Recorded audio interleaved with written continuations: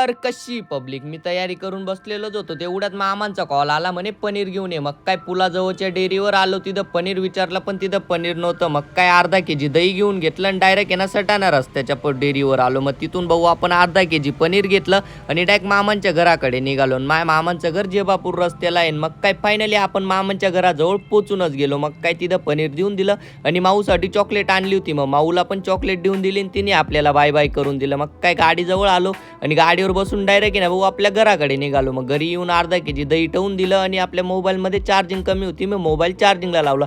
तेवढ्यात आपल्या घराच्या समोर गाय बी शुद्ध पडली. पण टेन्शनची गरज नाही कारण की ती गाय 10 मिनिटानंतर वापस उठली. आमच्या बाजूचा मुलगा आला म्हणे मा व्हिडिओ काढ. त्याचा व्हिडिओ काढतच होतो तेवढ्यात निवृत्ती आपल्याला घ्यायला आला. मग निवृत्तीन मी नकुलला घ्यायला आलो आणि डायरेक्ट जिममध्ये आलो आणि हा बघा 100 kg वेट लिफ्टिंग करत होता आणि आज आपला लेग डे होता भाऊ. मग खतरनाक विषय होता. मग काही लेग मारून डायरेक्ट पाय जाम झाले. मग आज जरा लवकरच घरी आलो फायनल.